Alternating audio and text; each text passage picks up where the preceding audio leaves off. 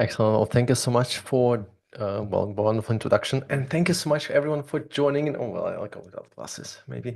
Thank you so much for joining in, everyone. Welcome the internet, the wonderful internet people out there. I want to share a couple of insights today about inclusive design patterns for 2025.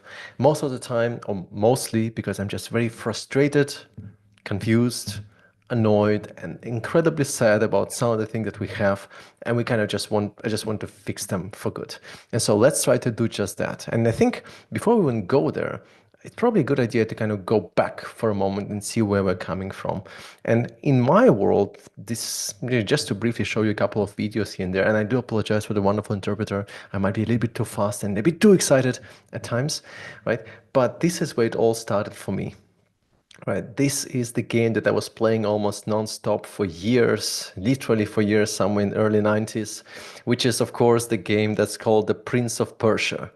And that game has kind of changed everything for me. And I remember vividly spending hours and hours and hours and hours trying to actually finish the game and understand how to save the princess. I did not save the princess, and I had to figure out how to do that later in the YouTube recording, right? And if we look forward, like all the things that we've been going through and where we ended up today, we have incredible websites on the web today. Absolutely stunning what we can do today with a lot of animations, very often respectful animations, with a lot of moving bits here and there. If you want to, you can consume this page in many different ways. It could be just HTML page. It could also be like this animated car movement kind of story where you can choose almost your own adventure and then navigate from one area to another. There's a lot of stuff that's moving apart, kind of moving forward here and kind of happening in general. And then, of course, we also get to points where we can connect a lot of data from different places and pull it all together in one single place. Like here, an example of Tokyo map, which also gets data about the weather, which also gets data about the transportation in the system in Tokyo, and all of this together mapped in one experience. Absolutely incredible. So I'm wondering sometimes about my life choices when I wake up one day and I realize that I see this wonderful, horrible, incredibly toxic capture screens all over the place.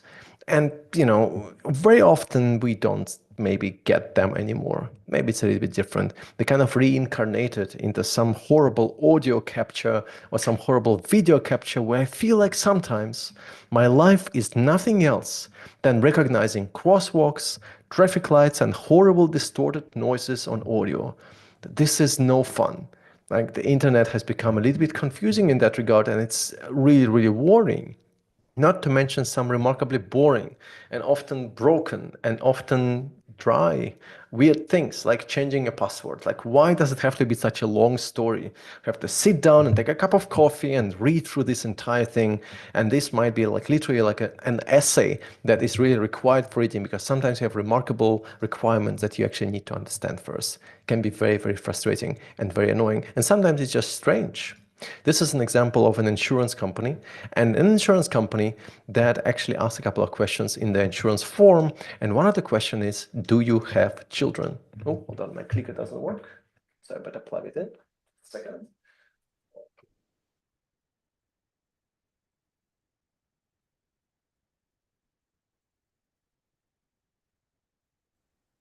Okay, I think I'm back. I think the internet connection was gone. My apologies on that. All right, well, let's go back then. Sorry about that, everyone. So I hope that apparently the capture strikes back. This is how it works. Apparently, when you complain about the capture kind of comes back. But the example I did want to show to you is this one, where you basically have a form, and in the form, in the insurance form, you have a question that says, "Do you have children?" And then you have a slider here where you should need to drag, or you need to actually be able to interact with the icon next to it to activate it. They're just very, very confusing. So what do we do with all of that? Well, my goal has been for the last like 10, 15 years to try to at least find some ways to make things a bit better with a couple of design patterns that we could be using there. And I want to cover them today.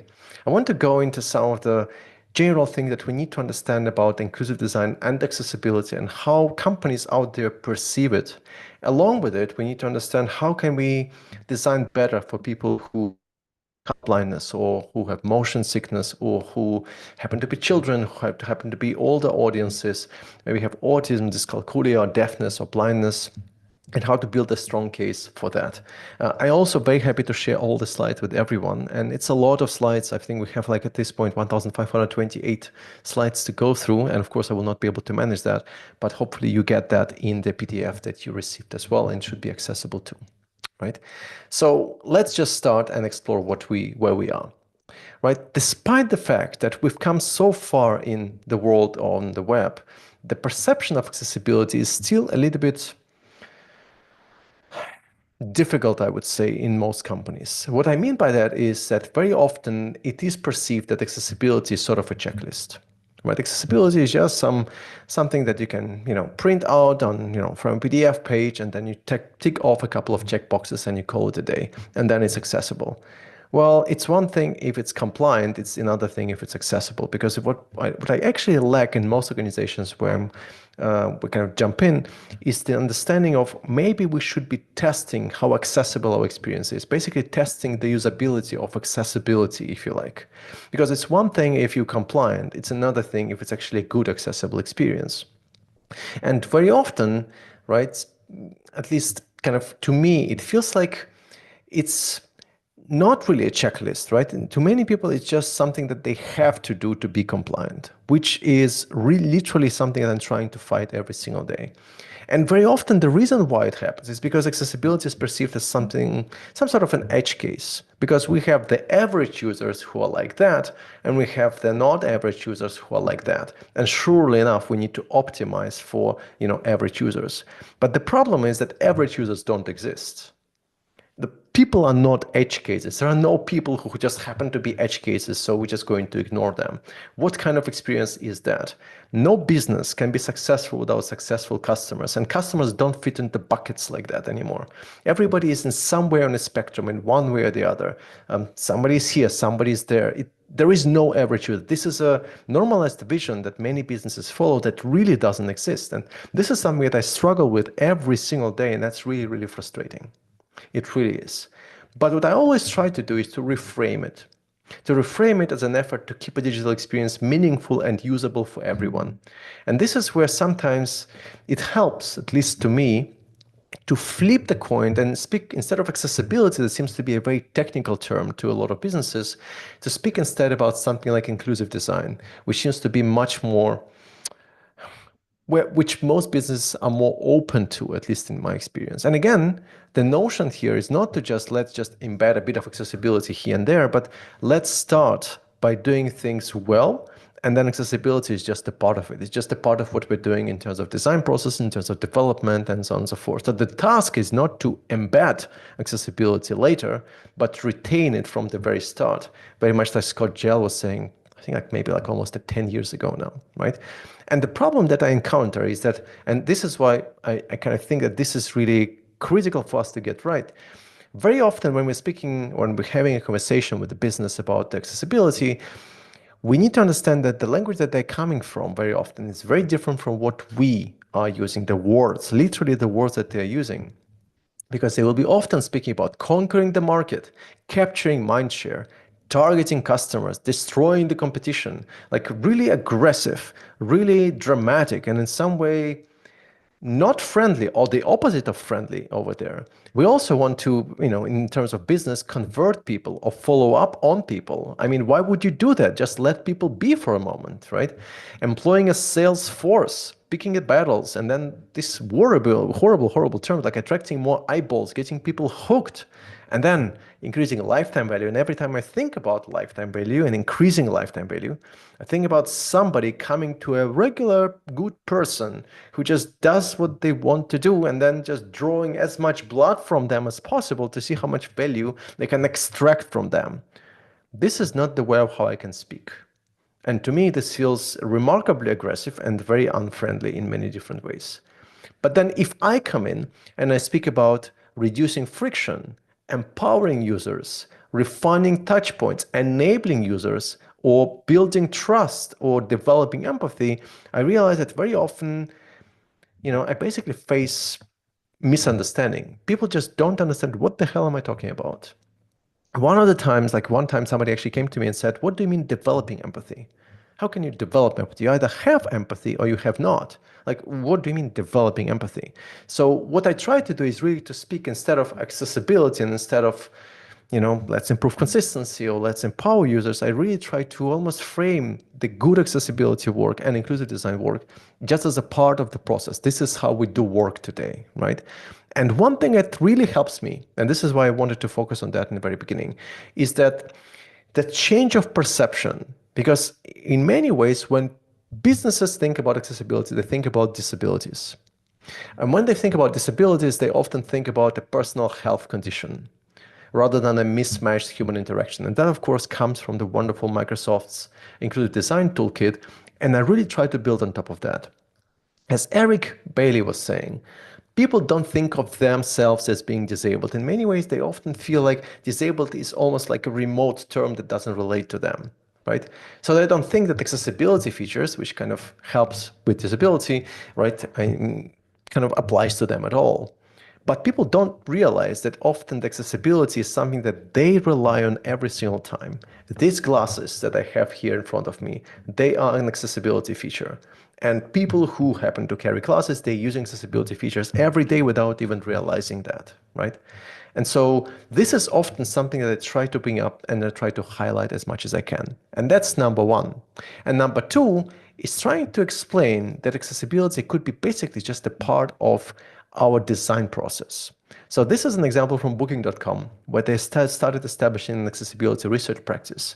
And the way of how to do that is by looking at the different types of disabilities that you might have, permanent, temporary, or situational. And then, of course, they also bring it across different senses like touching, seeing, hearing, speaking, and thinking as well. Right? And then they apply the domain in which they happen to be. Booking.com is in the domain of travel. So they apply what does it mean traveling when you have permanent, temporary, situational disability, maybe related to touch, right? Well, that could mean inaccessible flights, right? When it comes to seeing, could be a distracted driver. When it comes to hearing, it could be a noisy train station, right? And as you keep going here, right, when it comes to speaking, could be new country, different language. And when it comes to thinking, could be just stressed over canceled flights. So they kind of embed an persona, right, which would be related to, again, to the business, to the core business of the organization, but at the same time reflecting at least some parts of inclusive design as a part of it as well, right? And that I think is really, really critical and very, very important as well, right? So this is sort of always my approach. I would always try to really be very careful about calibrating the way of how I'm speaking about accessibility. And I'll be speaking more about inclusive design rather than accessibility. And on the other hand, also framing it as just a way of working to guarantee to produce better results for everyone, right? Delivering business value, but also delivering user value, because there is no business that can be successful without successful users, right? And that then is broken down across different dimensions and areas. One of them would be related to color blindness. Color blindness is something that almost every business can relate to. And it's also something that is quite easy to explain, right? In fact, when we're looking into color blindness, we'll find that around 300 million people have some sort of color weakness or are colorblind, right? There is a difference between the two. With color weakness, you can perceive colors, but you perceive them weaker. And with color blindness, you cannot perceive colors as, as you can just not perceive specific colors, right? The safest bet is to never rely on colors alone. And we know this, especially with error messages, right? Where we never use just the color alone, but we'll also indicate it with an icon, right? But of course, what really helps me is to really make it very clear what it represents and what it means, right? So this is a wonderful example from, oh damn it, I forgot the name, but I have a link in the end of these slides here. Lisa Moth, if I'm not mistaken. And she was highlighting the different types of color weaknesses that one might have.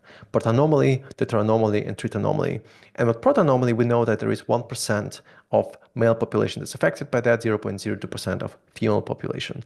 Green weakness is more widespread, more widely spread. Green weakness is affecting 5% of male population, 0.4% of female population, and blue weakness is just much more rare, but it's still out there. But this is color weakness. And if you look at the colors here, you might perceive them differently. And that depends, of course, if you have, let's say, protonomaly, heteronomaly, and tritonomaly or not, right? But colors are perceived differently. Still, they are perceived in differently, but you can distinguish between them, right? But with color blindness, it becomes more difficult because if you happen to have a color blindness, then some colors will look similar. And this is what we already know because typically red and green is usually a combination that is probably going to bring some trouble. But it's helpful to really indicate what it means to live with color blindness. And this is a slide that I always bring up. Because, for example, even simple things in life like chargers with a single red and green LED are impossible to use. Buying matching clothes could become an issue. Climbing with color-coded holes, like in a gym or so, it can be very difficult. Knowing when the food is cooked could be difficult. It's hard to judge the ripeness of a fruit, right? Whenever you have something like color-coded, only color-coded transport routes, it becomes difficult to navigate, right? Even little things like finding dropped peas on a carpet is hard. Red-green lights that appear flashing, right? From the conversations that I had, sometimes I realized that for me, it's relatively straightforward to understand and to perceive what kind of color my shirt is or remember a particular shirt based on the color that it has.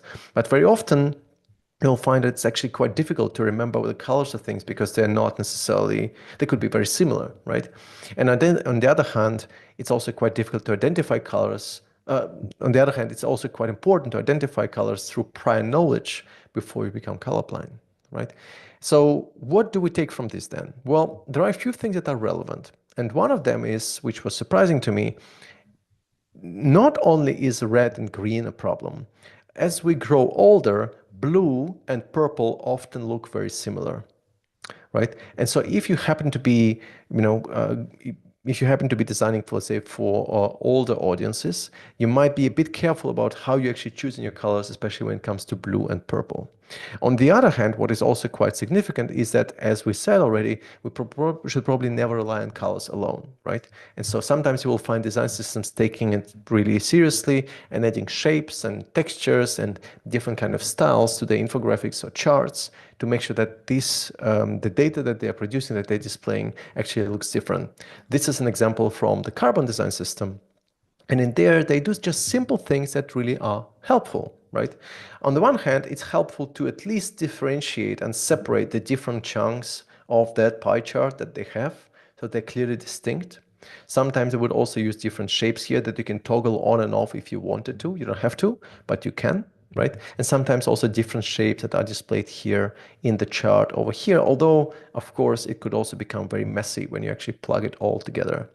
But one other thing that they also do, which I find really helpful, is to change the view, right? For example, if you want to explore a table view or a chart view, you can do that. You can also look at this data table view over here, maybe even export it as a CSV or so, right? And whenever you have, let's say, colors, you might want to also add an outline to at least make it possible for people to distinguish between these different objects.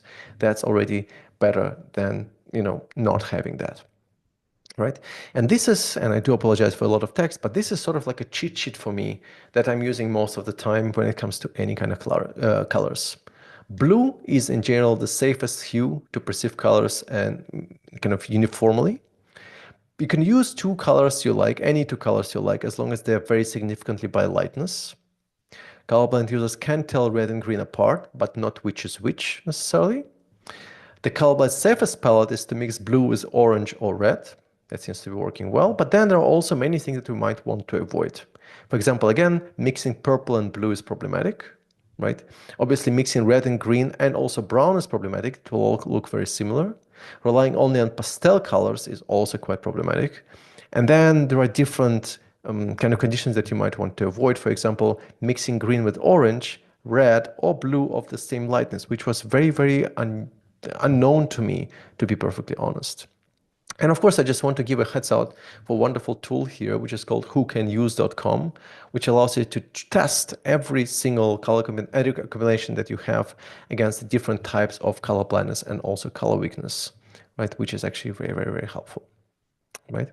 And that's one part that's usually quite well understood. And this is something that I usually have no problem really arguing for and adjusting it in the design process. The other part that's also helpful is motion sickness.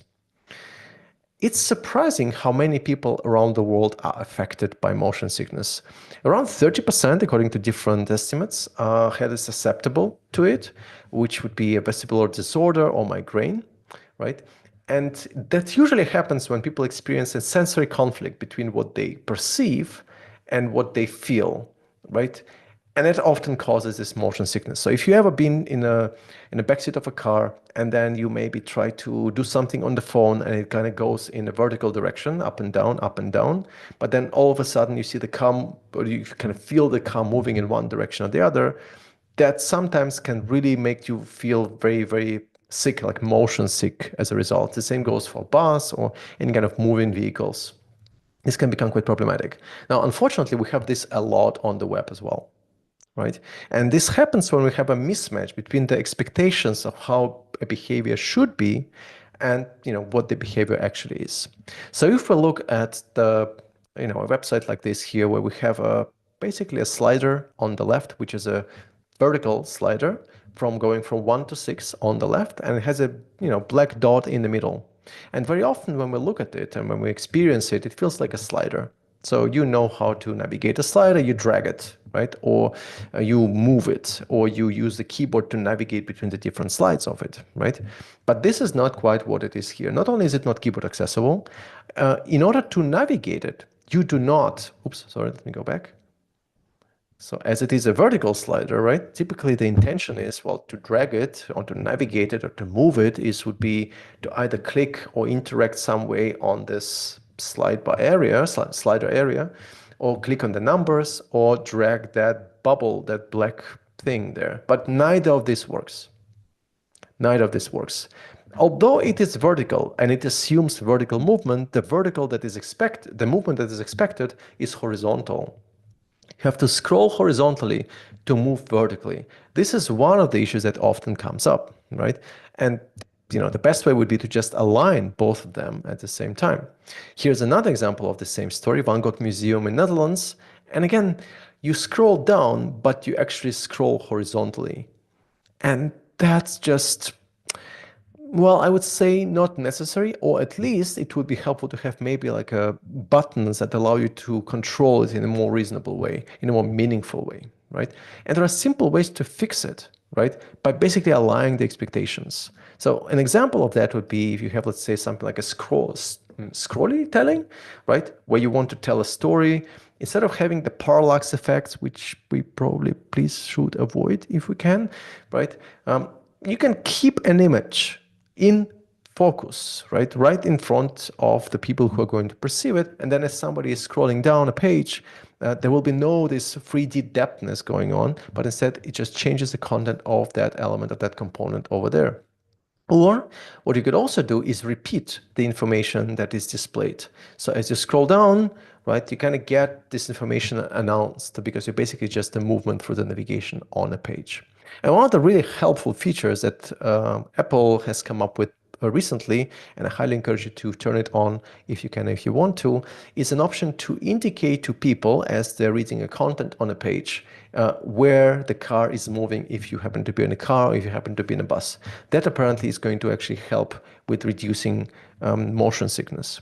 And so when we're designing for accessible motion, there are some simple guidelines that we can follow. Respect the physics being the most obvious one. We need to map scrolling to our animations. So we're kind of respecting the physics, and we don't throw people off the ball just because we're changing the way of movement, although it's really not expected at all. Any kind of flashing images, especially when people are reading, can be problematic as well. If you want to have some interactive features, be it parallax or anything like that, it might be a good idea to just ask for consent first, right?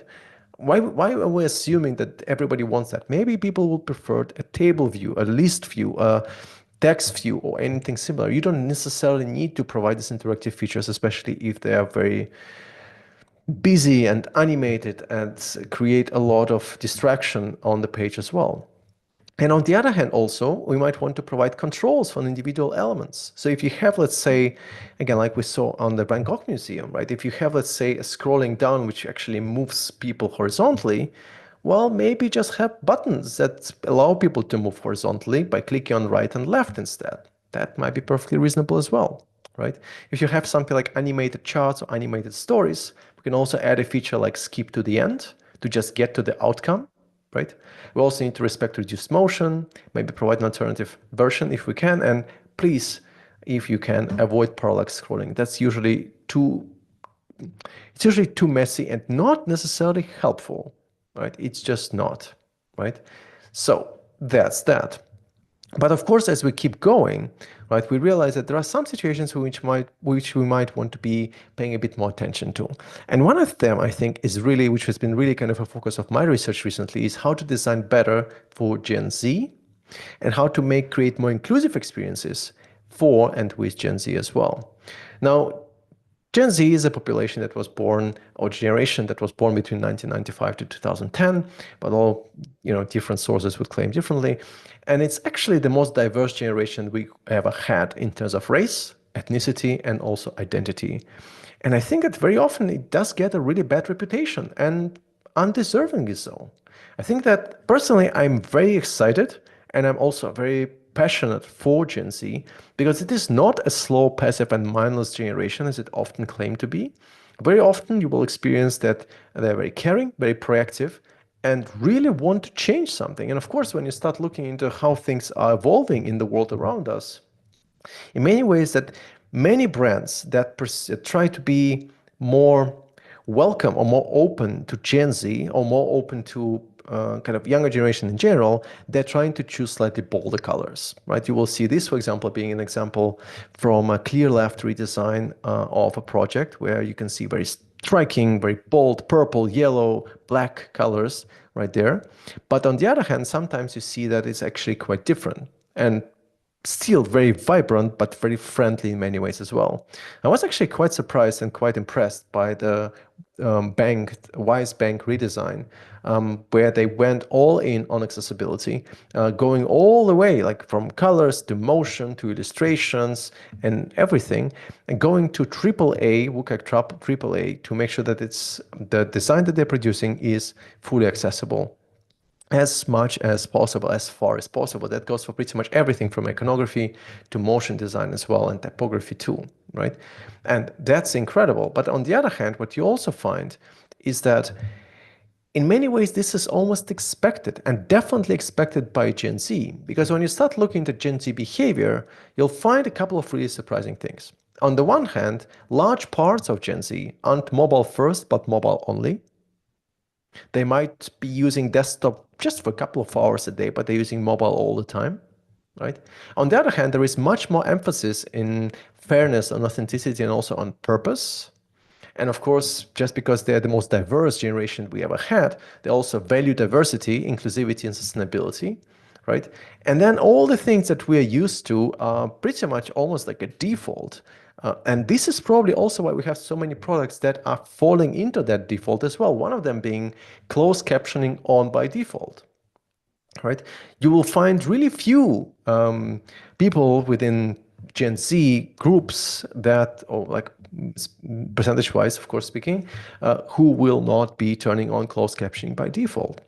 And also, with it come some other issues, like, for example, trust only verified reviews, right? They also prefer social login. They often ignore and close cookie banners. And in general, though, direct, open-minded, and also very happy to share any kind of honest feedback, right? So what do we take from this? What does it mean?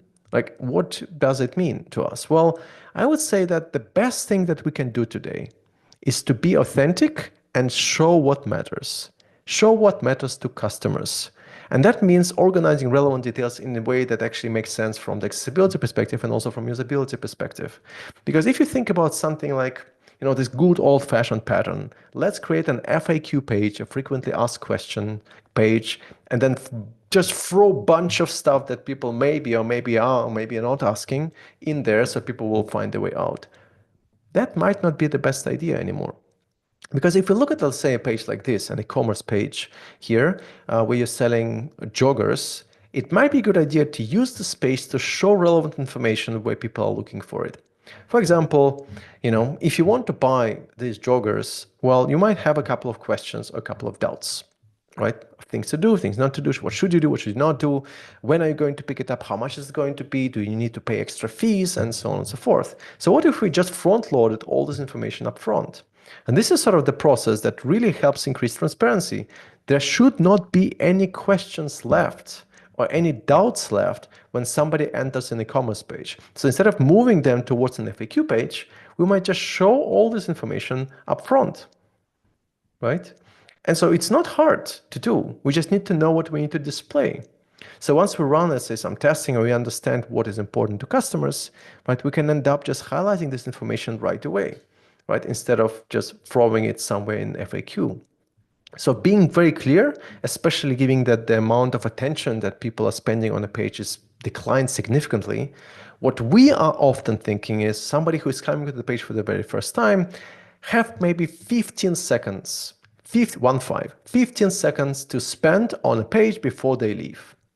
They need, in that time, understand what is in front of them, have all the doubts resolved and all the issues resolved as far as they can. We shouldn't be expecting people to just linger on a page for like 2 or 3 minutes trying to figure out what it provides and how to get things done. The patience is very little, and there is a lot of websites out there that are actually really seeking attention, right? This also goes for situations like newsletter pop-ups. And I'm always wondering, why do we do this actually? I mean, this is such a surprising thing to me. We just basically come to a page and then, a page we've never been to before. And the first thing we often see, or we often stumble upon, I should say, is a newsletter pop-up. A newsletter pop-up that gives you maybe 15% off or 20% off and so on and so forth, right? But especially in the case of Gen Z, right, where authenticity is so important, we know why this is done, just to gather these email addresses. So what you see a lot of people doing, not only Gen Z, by the way, they'll be using fake email addresses like tempemail.org and similar services. And what they will be doing is creating this 10 minutes email addresses, right? Getting that coupon code, and then good luck finding these people later because they will get a coupon code. Of course, they can apply that coupon code, but you will never be able to reach them. So these pop-ups, not only are they bad for usability, right? It's just hurting businesses, really. I mean, surely enough, you'll be getting some emails as a result of that. But as a business, you don't just care about random, fake, temporary, kind of disposable email addresses. You want good email addresses that have high opening rates, that have high click-through rates, right? That don't have have a very low bounce rate. But if you just throw in a pop-up like that, you should be expecting over the years it will become even more and more, kind of growing further and further. You should be expecting quite a few people who will be fake, just not real, especially when AI comes into place and AI agents are roaming the world. Good luck finding some decent emails out there, right? So what could we do instead? The same story. We show things that matter when they matter. That's better for everyone. So if you want to get somebody's email address, well, just explain it on the product page where people pay more attention to anyway. And this is where they actually want to save money as well. So you can suggest something like, hey, get 15% off the first purchase. Subscribe to our weekly newsletter and get 15% off. But you can also add to it, we'll send a confirmation message to that email within an hour or 2 hours or something similar, right? So, or you might want to kind of enforce the usage of that email, right, for the checkout process as well. Sure enough, you could say, well, they will still be using temporary email addresses. Yes, but if this is tied in to the checkout address, the checkout email that they're using, the chances of that are much lower because people really care about the confirmation email that they get from a business, right? So being more honest, transparent, and explaining what you want and how you actually do that can go quite far and can be very helpful in that case, right? But then, of course, if we are moving in this direction, there is another direction we need to explore as well. And that's the direction of aging population. And maybe just one more thing I want to highlight. The reason why I'm so excited about Gen Z, because to me personally, this is an incredible example of accessibility first generation, right? Because Gen Z is so diverse, their needs are extremely diverse too. And so for the first time ever, I think, especially also, of course, in light of European Accessibility Act and so on, right? Inclusion, accessibility, and authenticity are becoming almost a default expectation We haven't had that. We didn't have that for a very long time, right? And so this is why I'm hoping and I'm hopeful that this is the time when accessibility will just literally become a default and we will not go back anymore. But another area we also need to think of is what or how to design better for aging population. There is 1 billion people aged over 60 who live today, often healthy, often active, and often with a very solid income and capital to spend. And they're often ignored and very often seen as one single entity. And I think as designers, what we probably have learned over the last couple of years is that it's always very difficult and very unreliable to think about an entire generation in terms of, they always do this or they always do that. And ironically, I did the same thing because I highlighted, Gen Z, but Gen Z spans an incredible amount of years. Typically, when we think about particular user base, we should never think beyond the 5-year range. Right? What I mean by that is there is a significant differences in the age groups of 15 to 20, 20 to 25, 25 to 30, right? In the same way, there are significant differences in the age between 60, 65, 65, 70, 70, 75, and so on, right? So we cannot just put them in one bucket and say, okay, we are designing for them, and this is pretty much it. Jeremy, I see you coming in. I need just like maybe 4 more minutes, right? So they're often ignored and often seen as a single entity, right? So Michal Halperin Ben Svi has put together a wonderful and a very, very thorough guide on how to design for older audiences, which is called Login, which I highly encourage you to actually dive in and explore in more detail as well. But I want to highlight just a few things that were really surprising to me here, right? First of all, we shouldn't assuming any kind of stereotypes or stigmas about people who happen to be of a certain age. That's usually absolutely inaccurate. We shouldn't be forgetting that a lot of people who maybe are at 60 or 65 today, they have grown up with the web as well. What I mean by that is if you are 35 or 40 and the internet comes in and you start using the internet, well, by the age of 50, you know what internet is and how to use it. They're not digitally unsavvy or whatever we want to call it. So don't assume that all the adults struggle to use digital. Again, many are healthy, active, have a good income, and what they need is clarity. This is the only thing that is required. They need clarity and they need a product that makes them feel independent and competent, right? It's not about hand holding. It's not about making things simple, like too simple. Maybe oversimplification is very, very challenging, especially for any product that is has a specific, like in specific domain, like I say, healthcare or in banking, right? This is not what it's all about at all. But there are a few things that we need to know. With age, it's more difficult to focus on close objects. As I mentioned, shades of blue, purple, yellow, green look more similar. Visuals that have a similar contrast are becoming harder to tell apart. And also because of reduced dexterity over the years, it causes errors with precise movements. Right? And so what we probably need to keep in mind that it can affect everybody, right? It's not just, okay, you are above a certain age threshold and then some issues, maybe health issues start showing up. Well, frankly, I left my hearing slightly on the left ear during the Prodigy concert when I was 34, and that was 6 years ago. And that happened absolutely unexpectedly because I even had like the plug, but they were probably not properly sitting there, right? So we can feel or get these age-related changes that can happen really on any time in terms of senses, in terms of movement, in terms of cognition, and also in terms of attitude. And these changes are often unpredictable. They can begin at different ages, they can develop at different speeds, they can reach different level of severity, and then occur in some or even most people, but not necessarily in everyone.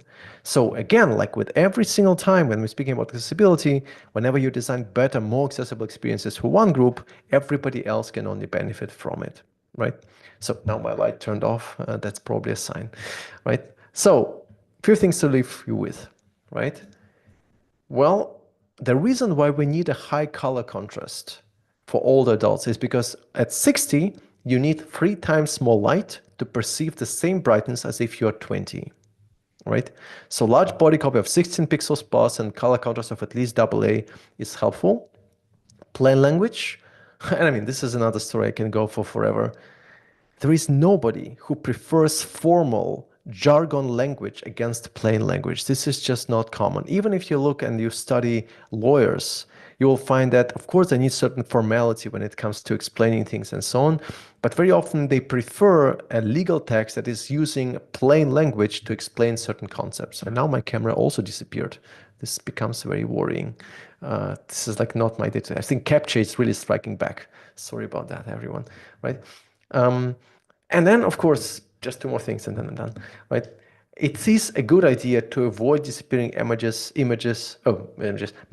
that are displayed as toast somewhere in the right upper corner on a secondary screen that lives somewhere on the other side of the universe. Very often people overlook them altogether. And one final thing that I just want to really emphasize, because we tested it extensively, it's a good idea to show error messages above text inputs and not below them. So let me just show you this final example, and then that's it. If I can only, of course, find it, that example. Yes, here we go, right? So when we look at error messages, right, typically, and we have tested it extensively, if you have an error message appearing below the text box, it always has four accessibility issues.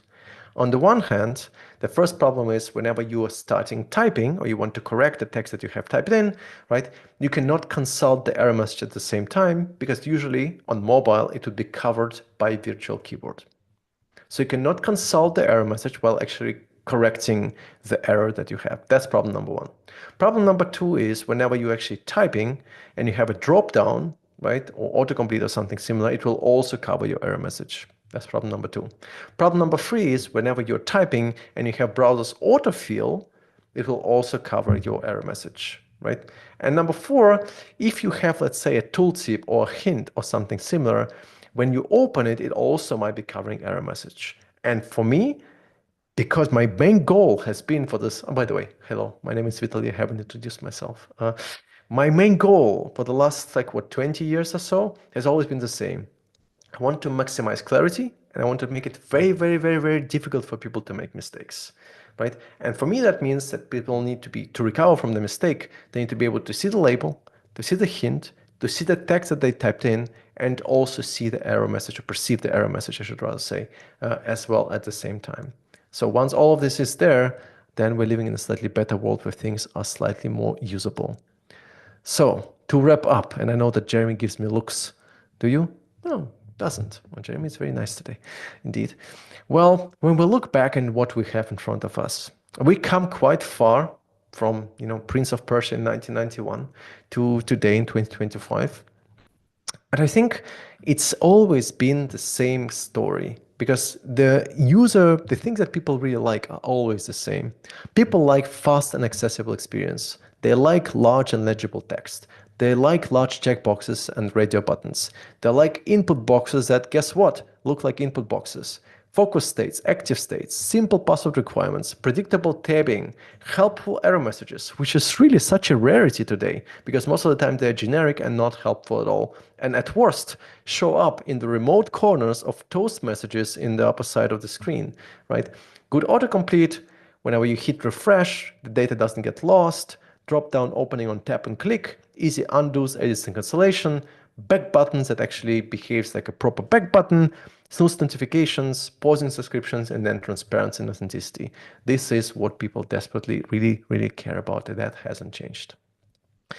Now, just a quick note, I've been putting together a lot of these patterns in this video course that I've been working on for a while. So if you want to jump in, it's called Smart Interface Design Patterns. I'm just recorded literally 1 hour ago, 2 more hours about some really sad things like cancel UX and also back buttons and disabled buttons. Oh my God, disable buttons and so on. So you can explore that. And also with a coupon code inclusive, there's another one on how to measure UX. If you're interested, you can just type it in. I maybe will be sharing it. I'm really bad at promoting and anything. But if you find it helpful, maybe take a screenshot and stuff. Right. With this come cats and more cats. And thank you so much for being here and listening. And I hope my weird and mysterious capture measurement, I guess things didn't disturb the talk in some way. Thank you so much for being here, everyone. Hope it was helpful.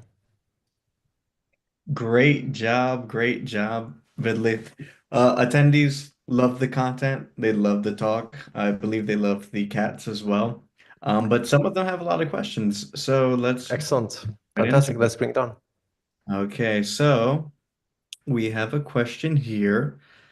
Regarding color blindness, can you explain what you mean by mixing? And then does this imply color combinations in your color palette? Yeah, so I would say the most critical part that I meant there is if you have, let's say, a primary, secondary color that are perceived as one or could be cannot be perceived as different colors. It doesn't necessarily, it's not like we need to have, let's say, two colors that are perceived as they are. Like, let's say, blue is almost always perceived as blue, right? But then red is not necessarily perceived in red, and the same goes for green as well. So if you have, let's say, red and green as being your two primary colors, mixing them is a disaster, right? But on the other hand, if you have, let's say, colors that at least significantly vary in lightness in some way, right? Then you probably should be okay. It should be not a problem. The most important thing for me is that when you pick the most important color combinations for you, like let's say two or three colors, it's always a good idea, of course, to check how they are going to be perceived by people who happen to have different kind of color weakness or color blindness. Because if you have, let's say, again, a form and it has a secondary button and primary button, like continue, go back, and then cancel, and they all look the same, this is going to be almost guaranteed an issue, troublemaker, right? So this is kind of what I meant, and sorry if that I didn't explain better. No, no, you did good. So another one on color blindness is something I always struggle with is color contrast, is how far we have to test it and how to test it if it's good for different types of color blindness. Yes, this is another story that's interesting. I think, you know, the one thing I always say, and actually a lot of people disagree with me, and that's perfectly fine. I think uh, any kind of UI that we're designing should never have an excuse for inaccessible experience. For example, even if you have to have a disabled state, disabled button, right? And I mean, I'm taking a very strong stand on that. Even if you have a disabled button, according to WCAG, at least from my understanding in AA, you don't have to have a high enough color contrast of 4.5 to 1 for disabled buttons. But why would you not? I mean, if somebody cannot even read what is on that button, why even have that button in the first place, right? So I would say, like, for me, also from the perspective of color blindness, I would say I would always go first with, 4.5 to 1 as a minimum to see if we are on the right track and to see if it's working. And then based on that, I would see if actually I would check if the any sort of kind of color weakness or color blindness actually disrupts it in some way, right? Or could become a problem, right? So for me, it all starts with a high enough color contrast and avoiding the usual suspects being get red and green together, right? And then once it's done, I would go and start figuring out if there are any issues that are related to the color scheme that we might need to adjust, or maybe the color contrast that needs to be adjusted. All right, thank you so much. Well, we are a little bit short on time, but thank you so much, Vitaly, for the great session. A friendly reminder to those who stayed, you can continue the conversation in our community Discord. If you haven't already, you could join via the link posted in the chat. And then be sure to share your experiences on social media using the hashtag AxeCon. There's no dash in between that hashtag. And please enjoy the rest of AxeCon. Thank you so Thank much, you so Vitaly. much, everyone.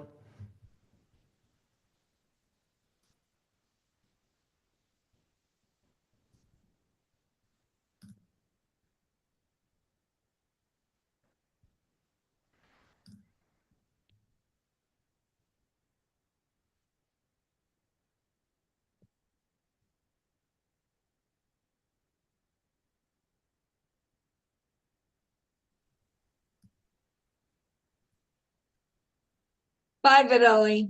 Oh, okay. Bye bye. I just wasn't Beautiful sure if I should say. presentation. Beautiful. Okay. Oh, thank you. Thank you. All right. See you soon, everyone.